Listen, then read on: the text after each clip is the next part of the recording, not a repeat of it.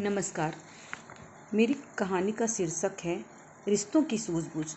Rita train की खिड़की के पास बैठी रफ्तार से भागती गाड़ी और पीछे छूटते रास्ते को निहार रही थी।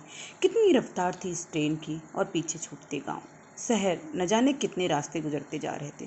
काश जिंदगी भी ऐसी ही निकल जाती रफ्तार से, पर ऐसा कभी होता है क्या?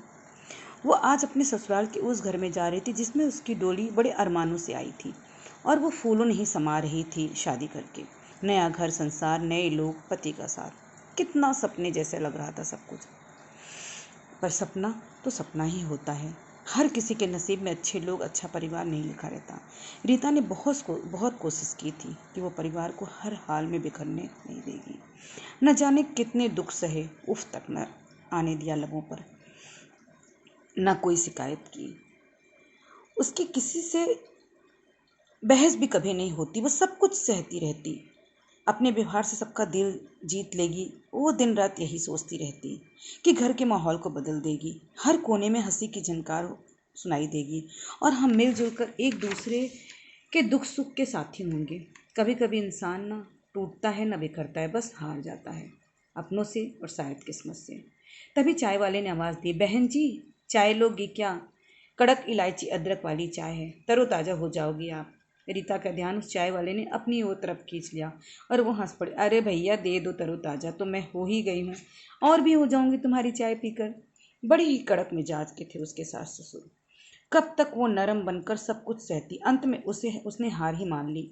अपने वसूलों को त्याग कर और अपने वजूद को दांव पर लगाकर सास ससुर के दिलों में वह जगह नहीं बना पाई थी। ससुर जी का सर्वनाश हो गया था। सास अकेली थी। रीता उनको लिवाने घर जा रही थी। समझ में नहीं आ रहा था कि माँ जी में कुछ बदलाव वक्त के साथ आया या नहीं।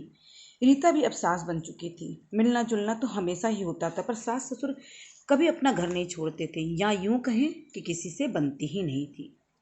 पिताजी के जाने के बाद रीता ने निर्णय लिया कि वो माँ जी को अकेला नहीं छोड़ेगी, उनको अपने साथ रखेगी। शायद अब हमारा रिश्ता सास बहू जैसा ना हो, क्योंकि अब हम दोनों बहू वाले हो गए हैं, तो माँ जी का व्यवहार शायद कुछ बदल गया हो।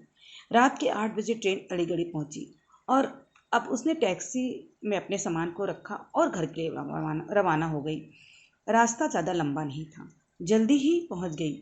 माँ जी को पता था कि रीता आ रही है, तो वह बाहर ही कुर्सी लगाकर बैठ गई थी और मेरा इंतज़ार कर रही थी। चरण को छूते हुए मैंने पूछ लिया, कैसी हो अम्मा? वो मेरे गले लगकर फूट फूट कर रो पड़ी। तुम सच में हीरा थी रीता, मैं ही तुम्हारी कभी कदर नहीं जान पाई। जब हम जवान होते हैं तो भूल जाते हैं कि कभी हमें दूसरों की ज़रूरत पड़ सकती है। अपने व्यवहार से कभी किसी का दिल नहीं दुखाना चाहिए। बड़े अनमोल होते हैं ये रिश्ते। तूने तो बहुत कोशिश की बहू, पर मैं नासमझ थी, लोगों की बातों में आ गई। लोग बोलते थे कि बहू कभी अपनी नहीं होती, तुम्हारे साथ गलत व्यवहार करेगी, बेटे को अपने बस में कर लेगी, तुम लोगों को घर से बाहर निकाल देगी। बस मैं लोगों की बातों में आ गई थी बेटा। मेरा भी कर्तव्य था कि जब एक बहू अपना घर परिवार छोड़कर दूसरे घर आती है तो उसे अपनापन, उसको सही राह दिखाना मेरा भी कर्तव्य था। जब तक बहू को यह न लगे कि वो उसका घर है, तब तक सास को भी उतना ही प्यार और विश्वास देना चाहिए। पर मैं ऐसा न कर सकी। मुझे माफ़ कर दो बेटी, मैं तो सास बनकर रह गई, माँ कभी बन ही नहीं पाई। पर आज वक्त के इस पड़ाव पर जब मैं बिल्कुल अकेली हो गई, तब मुझे एहसास हुआ रिश्ते निभाने चाहिए थे, थोपने नहीं। मैं कभी तुझे अपना समझ ही नहीं पाई और तूने तूने मुझे कभी पराया किया ही नहीं बेटी। कितने अच्छे संस्कार दिए थे तुम्हारे माता पिता ने। रीता ने माँ जी के आंसू पोंछे। बोली, एक तरफ तो बेटी कहती हो अम्मा और दूसरी तरफ माफ़ी मांगती हो। दोनों रात भर एक ही बिस्तर पर लेटकर दुख सुख बांटती रही और दूसरे दिन उठकर सारी तैयारियां करके रीता अम्मा से बोली, चलो अम्मा अपने घर। अब सास बहू बनकर नहीं, सहेली बनकर आपस में दुख सुख साझा करेंगे और तुम अपने अनुभव से मुझे राह दिखाना और मैं अपने अनुभव तुमसे साझा करूंगी। बस कट जाएगी जिंदगी हंसी खुशी। कहते हैं ना, वक्त के पहले इंसान अगर सीख जाए तो ना आधा दुख वहीं समाप्त हो जाए।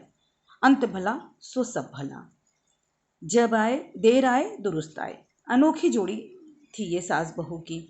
दोनों साथ में बैठकर चाय पीती, बातें करती। अम्मा सब्जी काट देती, रीता बना देती।